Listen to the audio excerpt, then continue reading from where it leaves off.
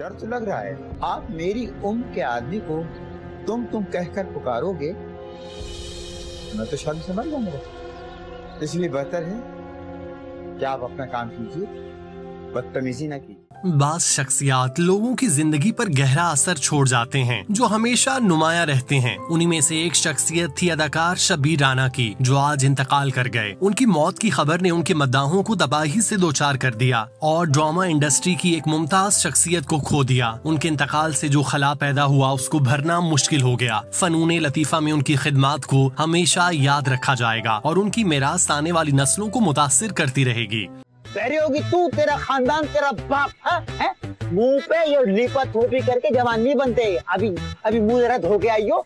अबे चुड़ैल और भूतनी को देखे लोग भाग जाएंगे। शब्बीर राना का जन्म कराची की खाती पीती फैमिली में 50 की दिहाई में हुआ। उनके बकौल वो अपने वालिदैन की इकलौती औलाद थे। वो मुंह में सोने का चम्मच लेकर पैदा हुए थे। शब्बीर राना की तरबियत बहुत खुले और अच्छे माहौल में हुई। उनकी फैमिली में रेडियो सुनने का रिवाज था। इसके साथ साथ किताबों और अखबारात का मुतालिया उनका मशगला था, जिनमें वो बच्चों की तहरीरें बहुत शौक से पढ़ते थे। वो जब स्कूल गए तो उनकी टीचर ने उनको गाते हुए सुना तो उनको दाद दी। इसके बाद वो शौक के लिए गाते रहे। उनके फनी सफर का आगाज स्कूल दौर में हो गया था। क्लास में वो शौक और चंचल तबीयत होने की वजह से हर गैर निसाबी सरगर्मी में हिस्सा लेते थे, चाहे गाना हो, डांस हो या सदाकारी हो। वो प्रोग्राम में पहले नंबर पर होते थे। बकौल उनके एक दिन स्कूल के लड़के उनको रेडियो पाकिस्तान कराची सेंटर ले गए, जहाँ प्रोग्राम बच्चों की दुनिया, जिसकी मेजबानी जफर सिद्दीकी करते थे, जबकि अब्दुल माजिद उनके मुआविन थे। उसमें उन्होंने पहला गाना 8 साल की उम्र में गाया। उनके करियर का आगाज रेडियो पाकिस्तान से 1956 में हुआ। वो इस प्रोग्राम का हिस्सा बन गए और बच्चों की दुनिया में परफॉर्म करने लग गए। इसके अलावा वो थिएटर में बच्चों का किरदार करते रहे। इसके बाद 1962 में जब वो 7वीं क्लास के तालिब इल्म थे, उन्होंने उर्दू कॉलेज में स्टेज ड्रामे में हीरोइन का किरदार किया, जिसको अतर शाह जेदी ने लिखा। इसके बाद उन्होंने कई बार लड़की के रोल किए, बल्कि जहाँ भी लड़की की जरूरत होती वो शब्बीर राना को बुला लेते। उस वक्त उनके साथ काजी वाजिद उनके साथी हुआ करते।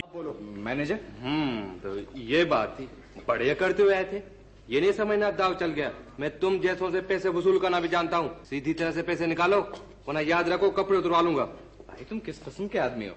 तालीम मुकम्मल करने के बाद वो बाकायदा अदाकार बन गए। मुईन अख्तर, कवी खान और तारिक अजीज उनके हम असर थे। 1958 में उनके चचा ए नासिर, जो फिल्म कैमरामैन थे, वो उनको स्टूडियो ले गए। उन्होंने एजुकेशन फिल्म के लिए ऑडिशन दिया और उस फिल्म के हीरो असद जाफरी थे, जिसमें वो पास हो गए। इसके बाद ये उनकी पहली कमर्शियल फिल्म बन गई। एक्टिंग के बाद वो डायरेक्शन की फील्ड की तरफ आ गए। वो खुद स्क्रिप्ट लिखते थे और उनकी डायरेक्शन खुद ही देते थे। शब्बीर राना को क्रिएटिव ख्यालात के मालिक कहा जाता था। वो कुछ नया करना चाहते थे, डायरेक्शन की रमूज को समझते थे और अपनी डायरेक्शन में काम करते थे। बाज डायरेक्टर सेट पर उनसे पूछकर काम किया करते। उन्होंने ज्यादा काम ड्रामा इंडस्ट्री में किया, क्योंकि फिल्म इंडस्ट्री लाहौर में थी। वो कराची में होने की वजह से काम नहीं कर सके। उन्होंने ड्रामों के अलावा टेलीफिल्म्स और सिटकॉम में भी काम किया। उन्होंने ज्यादा काम जावेद फाजिल और काजिम खान के साथ किया। यूनिवर्सिटी में जोर देकर जमहूरियत के बारे में पढ़ाते थे।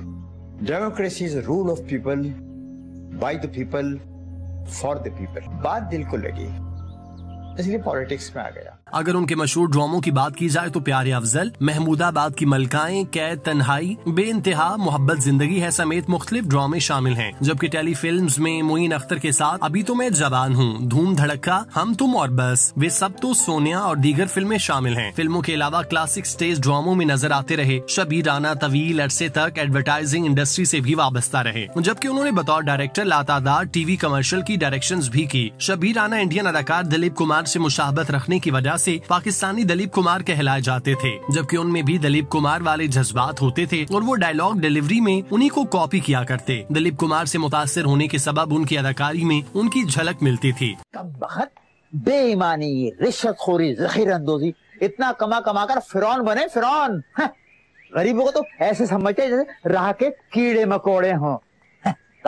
साले। मरहूम शब्बीर राना के बच्चे भी उन्हीं ही की तरह शोबिस से वाबस्ता हैं। उनके बड़े बेटे जियो न्यूज के सीनियर रिपोर्टर जीशान शाह हैं, जबकि छोटा बेटा अजलान शाह यूट्यूबर है। शब्बीर राना बेहतरीन अदाकार तो थे और अपनी अदाकारी से बेपनाह मोहब्बत करते थे। इसी तरह वो एक बेहतरीन बाप भी थे और अपनी औलाद के साथ दोस्ताना रवैया रखते। वो अपने बेटे और वीलॉगर अजलान शाह के हमरा कई वीडियोज में भी दिखाई देते थे। इस दौरान बाप बेटे के दरमियान मौजूद मोहब्बत और खुलूस खूब झलकता था। आज ये चमकता हुआ मशहूर और मकबूल सितारा काम में नहीं रहा। कुछ अरसा कबल उनके बेटे अजलान शाह ने अपने सोशल मीडिया अकाउंट के जरिए उनकी तबीयत की नासाजी की इत्तला दी थी। अजलान शाह ने इंस्टाग्राम स्टोरी के जरिए बताया कि मेरे वालिद शब्बीर राना अभी भी CCU में है, लेकिन अल्लाह का शुक्र है वो आहिस्ता आहिस्ता सेहतयाब हो रहे हैं। उन्हें अब भी आपकी दुआओं की अशद जरूरत है। हम सब मुसलसल दुआएं कर रहे हैं। मैं चाहता हूं कि आप सब भी उनके लिए दुआ करें। एक और पोस्ट में अजलान शाह ने शब्बीर राना की तस्वीर शेयर करते हुए बताया कि ये तस्वीर उन लोगों के लिए है जो मेरे वालिद को नहीं जानते। मेरे वालिद टीवी ड्रामों में आते थे। वो रेडियो पाकिस्तान के जमाने से मीडिया इंडस्ट्री में काम कर रहे हैं। शब्बीर राना एक अहद साज शख्सियत थे, बल्कि एक अहद थे जो तमाम हुआ। उनके